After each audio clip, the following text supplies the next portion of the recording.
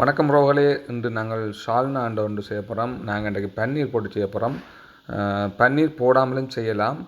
நான் இன்றைக்கு பன்னீர் போட்டு அதை எப்படி செய்யணும்னு பார்க்க போகிறேன். ஒரு சூப்பர் டேஸ்ட்டாக இருக்கும். நீங்கள் பரோட்டாக்கும் இல்லாட்டிக்கு நானுக்கும் இந்த சால்னா செய்து சாப்பிட்டு பாருங்கள். சூப்பர் டேஸ்ட்டாக இருக்கும். கண்டிப்பாக இது எல்லார் வீட்லேயும் இதை நீங்கள் செய்துக்க சாப்பிட்டு பாருங்கள். சால்னா என்றால் உங்களுக்கு என்னென்ன தெரியும். இந்தியாவில் இது ஃபேமஸாக இருக்கும் எல்லாருக்கும். ஸோ வாங்க அதை எப்படி செய்கிறது என்பதை இப்பொழுது பார்ப்போம். இதற்கு தேவையான பொருட்கள் பார்ப்போம். நான் இன்றைக்கு பன்னீர் எடுத்துருக்கிறேன். எங்களுக்கு தேவையான பன்னீர் எவ்வளோ எடுத்துருக்கிறேன். ஸோ அதோடு சேர்த்து நாங்கள் 3 வெங்காயம் எடுத்துருக்கிறோம். வெங்காயம் தான் இதுக்கு நல்லா இருக்கும். இப்போ கூட வெங்காயம் போடணும். எங்களுக்கு தேவையான தேங்காய் துருவின தேங்காய் வேணும். 2 தக்காளி பழம் எடுத்துருக்கிறோம். அதோடு எடுத்து பாருங்க, மிளகு, சோம்புன்னு சொல்கிற பெருஞ்சீரகம், பட்டை, கிராம்பு, ஏலம், கருவா, அதோடு சேர்த்து லீஃப், மற்ற அன்னாசிப்பூ இதெல்லாம் எடுத்தது அதோட வாசத்தோடு சூப்பராக இருக்கும். ஸோ ஒவ்வொரு ஸ்மால் ஸ்பூனில் எடுத்துக்கிறோம். அடுத்தது கொஞ்சம் கொத்தமல்லி, 2 மிளகாய், உள்ளி, இஞ்சி, பூண்டு, அதோடு சேர்த்து பொட்டுக்கடலை, கஜு. ஸோ இதெல்லாம் தான் இதற்கு தேவை. அதோடு சேர்த்து நீங்கள் தூளும், உங்களோட கறித்தூள் கொஞ்சமும், சிறிதளவு மஞ்சளும் அவ்வளோந்தானுங்க அதுக்கு. அதோடு சேர்த்து எல்லாத்தையும் மிக்ஸ் பண்ணினால் அவ்வளோதானுங்க இதுக்கு தேவையான பொருட்கள். ஸோ இதை நாங்கள் ஃபஸ்ட்டு என்ன செய்வோம், தாளித்து போட்டு இந்த எண்ணெய்க்குள்ளே பாருங்கள் இது எல்லாத்தையும் போட்டு நாங்கள் தாளிக்க போகிறோம். ஸோ லைட்டான ஒரு தாளித்து எல்லாத்தையும் ஒரு பேஸ்ட்டாக அடிக்கணும். ஸோ ஃபஸ்ட்டு நான் சிறிதளவு தேங்காய் எண்ணெய் விட்டுருக்கிறேன். ஸோ அந்த தேங்காய் எண்ணெய்க்குள்ளே நான் இப்போ இதை தாளிக்க போகிறேன். ஸோ அதுக்குள்ளே வெங்காயமே போட்டு அதையும் நல்லா தாளிப்போம். உங்களுக்கு தேவையான வெங்காயம் கூட போட்டால் தான் அதோட டேஸ்ட்டு நல்லா இருக்கும். ஸோ பாருங்கள், இந்த மிளகாய், உள்ளி, பூண்டு, இஞ்சி அதையும் சேர்த்து போட்டு நாங்கள் இதுக்கு தாளித்து எடுக்க போகிறோம். இதோடு சேர்த்து தக்காளி பழம் போட போகிறோம். கொஞ்சம் கொத்தமல்லி, தக்காளி பழம் ஆட் பண்ணியாச்சு. ஸோ அதை எல்லாத்தையும் ஒரு பாருங்கள், இந்த கடலை, பொட்டுக்கடலையும் மற்றது நாங்கள் கஜுவும் வச்சு அதையும் இதுக்குள்ளே போட்டு இப்போ ஃபுல்லாக எல்லாத்தையும் ஒரு 3-4 மினிட்டு தாளிக்க போகிறோம். இதெல்லாம் தாளித்து போட்டு இதை நாங்கள் பேஸ்ட்டாக அரைச்சி இந்த சால்னா செய்ய போகிறோம். உண்மையிலே ஒரு டேஸ்ட்டு சூப்பராக இருக்கும். கொத்தமல்லியிலையும் போட்டாச்சு, தேங்காயும் போட்டாச்சு. அதோட இவ்வளோத்தையும் நாங்கள் இப்போ இந்த எண்ணெயில் போட்டு நல்லா ஒரு 3-4 மினிட்டு நல்லா வதக்க போகிறோம். வதக்கி நீங்கள் என்ன செய்யணுங்கன்னா, இதை வதக்கி போட்டு இதை அப்படியே நீங்கள் வச்ச ஒரு பாருங்கள் ரெடி ஆகிட்டுது. இதை அப்படியே நீங்கள் ஒரு சைடில் ஆற விட்டுட்டு அப்புறம் நீங்கள் கிரைண்ட் பண்ணி எடுக்கலாம். இல்லாட்டி அம்மியில் வச்சு அரைக்கலாம். உங்களுக்கு எது ஈஸியோ அதை செய்யுங்க. நல்ல டேஸ்ட்டாக இருக்கும். ஸோ நாங்கள் இப்போ இந்த பன்னீரை லைட்டாக மேலோட்டமாக எண்ணெயில் போட்டு அந்த எண்ணெய்க்குள்ளே போட்டு பொரிச்செடுக்க போகிறோம். அது ஒரு இது நான் ஆட் பண்ணது பன்னீரை.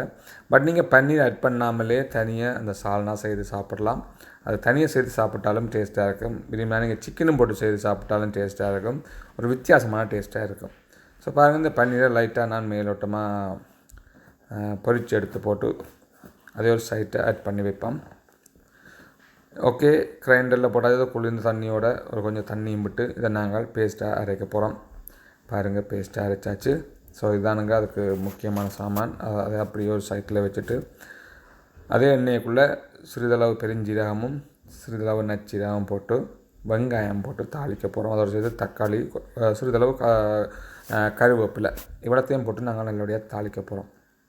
இதை தாளித்து அதில் வேறு ஒன்றும் போட தேவையில்லை. ஆல்ரெடியாக நாங்கள் பட்டை, கிராம்பு எல்லாம் போட்டு அதில் அந்த பேஸ்ட் அடித்து வச்சுருக்கிறோம். ஸோ அதனால் இதுக்கு அதில் ஒன்றும் போட தேவையில்லை. இதுக்கு வெங்காயமும் டொமேட்டோ, அதே நேரம் சிறிதளவு வெங்காயம் போட்டுக்கிறோம். பாருங்கள், கறிவேப்பிலையை போட போகிறோம். அதோடு சேர்த்து தக்காளி இந்த அதை கொஞ்சம் வதங்குவது மட்டுக்கும் நல்லா தாளிப்போம். ஸோ இது உண்மையிலேயே பரோட்டாதான் சூப்பர் டேஸ்ட்டாக இருக்கும் பரோட்டாவுக்கு. ஸோ நாங்கள் இன்றைக்கு நான் போட்டு சாப்பிட்டு நாங்கள். ஸோ பரோட்டாவை போட்டாலும் இன்னும் நல்ல டேஸ்ட்டாக நீங்கள் வீட்டை செய்வாங்க. பாருங்கள், இப்படி வந்தோன்னா அந்த நீங்கள் அரைச்சி வச்சுருந்த பேஸ்ட்டை இதுக்கு நீங்கள் ஆட் பண்ணணும். ஸோ உங்களுக்கு தேவை எவ்வளோ உரைப்பு தேவை என்பதை நீங்கள் பார்த்து ஆட் பண்ணலாம்.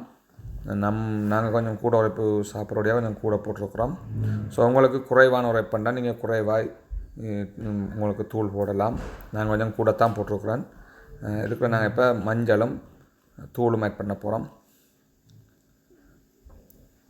உண்மையிலேயே இது ஒரு டேஸ்ட்டானது. நீங்கள் வீட்டில் செய்து சாப்பிட்டு பாருங்கள். நானும் ஃபஸ்ட் டைம் செய்திருக்கேன்.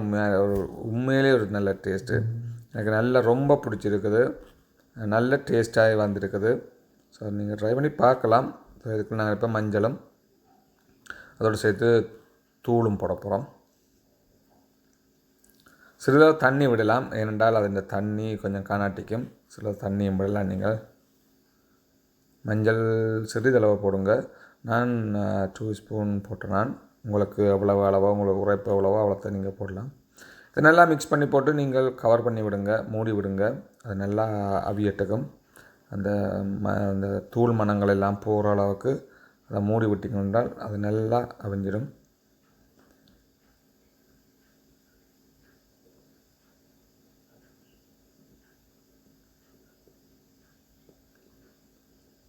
ஸோ இப்போ நாங்கள் ஆட் பண்ணுவோம் உப்பு உங்களுக்கு தேவையான உப்பை நீங்கள் ஆட் பண்ணால் நான் 2 ஸ்பூன் தான் போட்டேன் உப்பும். அது கணக்காக இருக்கும். ஸோ மூடியாச்சு.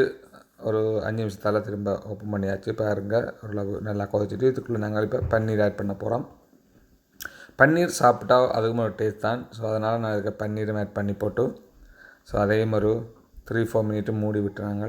ஸோ அது சேர்ந்து அவிஞ்சு அதிൻ്റെ ஒரு டேஸ்ட்டு சூப்பராக இருந்தது. அவ்வளோதாங்க. இது உண்மையிலேயே நீங்கள் செய்து சாப்பிட்டு பாருங்கள். ஈஸியான வேலை தான், ஆனால் நல்ல டேஸ்ட்டாக இருக்கும். நீங்கள் ட்ரை பண்ணி பாருங்கள் வீட்டில். ஒரு சூப்பரான சால்னா உங்களுக்கு கிடைக்கும். பாருங்கள் எவ்வளவு நல்ல அழகாக வந்திருக்குது. இதுகளோட சாப்பிட்டு தான் அதோட டேஸ்ட்டு சூப்பராக இருக்கும். பார்த்த அனைத்து உறவுகளுக்கும் நன்றிகள். மீண்டும் ஒரு வீடியோவில் உங்களிடம் சந்திக்கும் வரை உங்களிடமிருந்து விடைபெறுவது உங்கள் ஜீவா. நன்றி, வணக்கம். இந்த வீடியோ உங்களுக்கு பிடிச்சிருந்தா லைக் பண்ணுங்கள், ஷேர் பண்ணுங்கள், மறக்காமல் சப்ஸ்கிரைப் பண்ணுங்கள் உங்கள் நண்பர்களுக்கும். ஓகே, பாய் பாய்.